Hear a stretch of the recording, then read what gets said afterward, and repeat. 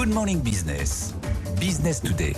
Nicolas, faut y aller. Par contre, le monde du textile se retrouve aujourd'hui à Paris à l'occasion de 2 salons, Text World Paris et Première Vision. Bonjour Julia Faure, vous êtes la fondatrice de Loom, cette marque de vêtements durables. On n'en achète pas trop et on les garde longtemps. Créée en 2018, marque relativement quand même confidentielle, 3,5 millions de chiffre d'affaires en 2023, une dizaine de salariés. Justement, cette industrie textile, vous faites pas complètement du Made in France, vous le fabriquez en Europe, aussi au Portugal. Je crois. Est-ce qu'elle a un avenir? Ce qu'on raconte ce matin, c'est que c'est quand même très difficile pour l'ensemble des acteurs du textile, même quand on fait du Made in France et qu'on essaye d'avoir des consommateurs qui suivent en poussant un peu sur les prix. Surtout quand on fait du Made in France, en fait, c'est extrêmement difficile. Là, l'état de l'industrie, vraiment des usines qui confectionnent et qui font les tissus est alarmant. Moi, j'ai des appels de patrons d'usines qui me disent on n'a pas de commandes pour les prochaines semaines. Et c'est un crève-cœur parce que ces patrons d'usines, c'est des irréductibles gaulois. Souvent, juste, je précise, dans votre modèle économique qui est assez vertueux, c'est qu'on commence à rentrer en production quand on a les commandes, souvent dans beaucoup d'entreprises du textile français. Côté marque ou côté usine, vous voulez dire? Côté usine, c'est-à-dire qu'on attend, côté marque, on attend d'engranger les commandes pour passer en production. Ça, il y a une partie des marques éthiques qui font ça, qui font de la précommande. Nous, c'est pas ça qu'on se fait, mais c'est quand même ça aussi très confidentiel. La plupart des marques, elles travaillent sur stock. Sur stock. Mais côté usine, donc il n'y a plus de commandes. Il y a un problème vraiment hyper inquiétant. Et en fait, c'est inquiétant parce que déjà, on a mis longtemps à reconstruire cette industrie textile qui avait été quand même décimée dans les années 80-90 à la force du poignet d'entrepreneurs et d'entrepreneuses, de dirigeants et dirigeantes d'entreprises. Et donc, ils ont formé eux-mêmes des couturières, des couturiers, des techniciens, etc. Et là, ils sont obligés de licencier, faire des plans sociaux de gens qu'ils ont formés eux-mêmes à leur coût, parce que c'est pas comme des ingénieurs ou des analystes financiers, etc., qui sortent d'école et qui sont déjà formés à leur métier. Il y a plus, on forme plus trop des gens à l'industrie textile dans notre pays. Donc c'est à la charge des entreprises.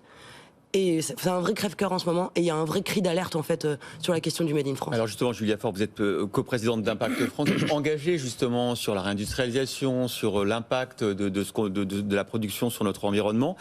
Est-ce que vous avez envie de baisser les bras là? Est-ce que finalement tous ces efforts qui ont été faits sur la réindustrialisation du textile en France, est-ce que vous dites on n'y arrive pas et c'est la faute à qui? Est-ce que c'est les consommateurs qui ne sont pas prêts, comme le disait Laure, à rajouter quelques euros pour avoir du Made in France? On le voit aussi dans l'alimentaire. Qu'est-ce qu'on fait maintenant? En fait, c'est marrant parce que c'est la même question qui se pose pour les industriels du Made in France que pour les agriculteurs. Ouais. Est-ce que c'est la faute des consommateurs si les agriculteurs ne vivent pas de leur travail? Non. C'est la faute de la guerre des prix, c'est la faute du low cost.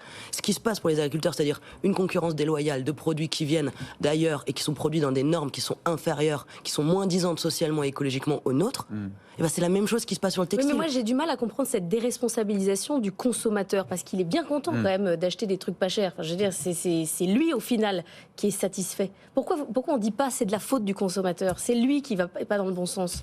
Moi, ça m'intéresse pas de trouver c'est la faute de qui. Ce qui m'intéresse, c'est de faire une analyse de ce qui se passe, de comprendre pourquoi ça se passe et de trouver des solutions pour changer ça. Mais qu'est-ce qu'il faudrait faire? Il faudrait de la taxe carbone aux frontières. Il faudrait exiger que les règles soient les mêmes dans les traités de libre-échange. C'est quoi la solution? Ouais, en fait, il y avait une image assez forte pendant les manifs d'agriculteurs qui disait pourquoi on achète ce qu'on ne s'autorise pas à produire en France.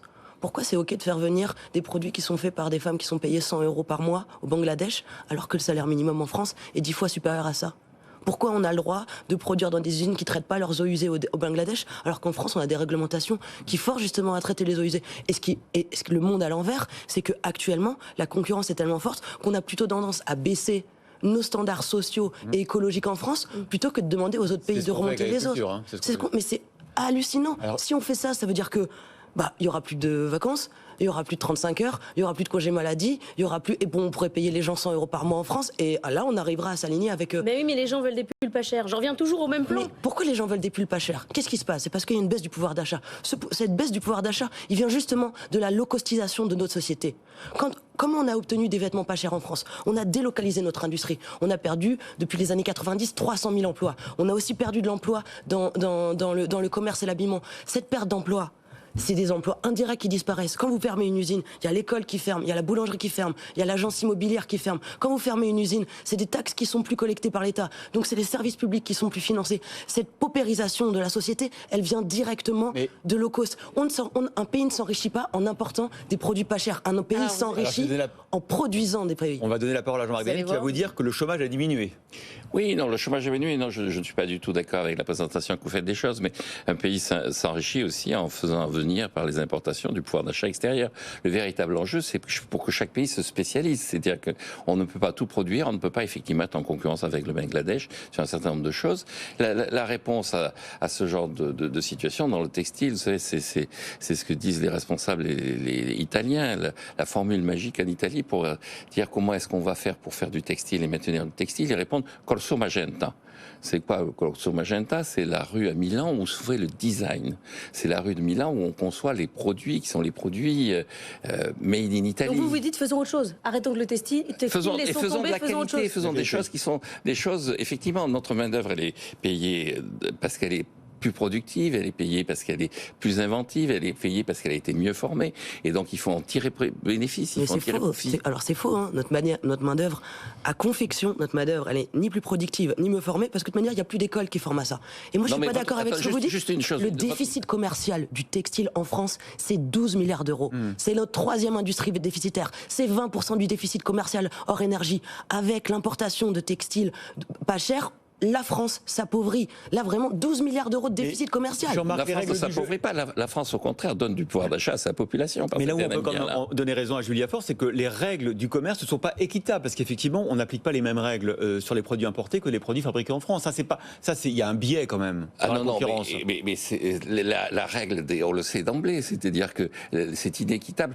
Les premiers théoriciens du libre-échange disaient le libre-échange, vous allez dire que c'est inéquitable parce que les champs sont plus fertiles en France qu'en Angleterre, et donc vous mettez en concurrence par le libre-échange l'agriculture française et l'agriculture anglaise, indépendamment des règles sociales, simplement sur le fait qu'un champ en France est plus fertile qu'un champ au Royaume-Uni. Il y a aussi les règles sociales et environnementales. Oui, j'entends bien, mais ça veut dire que de toute façon, concrètement, chacun a des avantages, ce qu'on appelle des avantages comparatifs, et on a intérêt pour l'ensemble de la communauté à se spécialiser dans ces avantages comparatifs. Je trouve ça criminel de dire ça. Le véritable enjeu, c'est d'identifier c'est de ne pas payer les gens. L'avantage compétitif du Bangladesh, c'est de ne pas traiter les eaux usées qui sont issues des teintures. Les eaux usées sont rejetées directement dans les rivières. Les populations meurent autour de ça. C'est ça l'avantage compétitif dans le textile. Ce n'est pas une question d'avantage de terroir ou quoi que ce soit. C'est l'exploitation des gens et de la nature, l'avantage compétitif dans le textile. Et c'est la même chose que dénoncent les agriculteurs. L'avantage compétitif, c'est pas que les champs sont plus productifs, c'est qu'ils ont le droit d'utiliser des pesticides qui sont catastrophiques en fait pour les agriculteurs et pour l'environnement. Je peux vraiment pas vous laisser dire ça parce que ça laisse à penser qu'il y a une espèce de jalousie ou de mauvais jeu des industriels français, et je trouve ça. Alors il n'y a pas de mauvais jeu. En ce moment où les industriels français souffrent à un point, alors qu'ils ont à la force du poignet, ils ont essayé de remonter une industrie et on leur dit ah bah c'est comme ça, bah oui. Au Bangladesh les gens sont payés 100 €, c'est leur avantage. Alors attendez Julia, Jean-Marc répondez. Oui, juste une chose, vous l'avez dit, le juge de paix ultime, c'est le consommateur. Non, c'est faux. C'est comme si on disait que le juge ultime sur la route, c'est le conducteur. Et donc on ne lui met pas de règles et il peut rouler à la vitesse qu'il veut. Non, c'est pas vrai. Il faut des règles. On ne peut pas laisser au consommateur, au conducteur, à l'usager le droit de décider tout. Il veut du pouvoir d'achat. Si on met pas, mais pourquoi le consommateur a besoin de pouvoir d'achat? Mais parce qu'on a perdu, parce qu'on est un pays qui se paupérise à cause du low cost. Pourquoi il y a du chômage dans le Nord? C'est parce que l'industrie textile elle est partie, et du chômage qui est permanent, dont on n'arrive pas à se débarrasser. C'est le monde à l'envers. Ce n'est pas le low cost qui crée la richesse en France. C'est le low cost qui crée la pauvreté. En tout cas, on espère que dans le nord de la France, les gigafactories donneront davantage d'emplois que dans le passé. Merci beaucoup Julia Faure, fondatrice de Loom, coprésidente d'Impact France. Merci Jean-Marc Daniel. C'est évidemment un débat passionnant qu'on a souvent sur ce plateau. On le refera plus longuement entre vous deux parce que c'était super.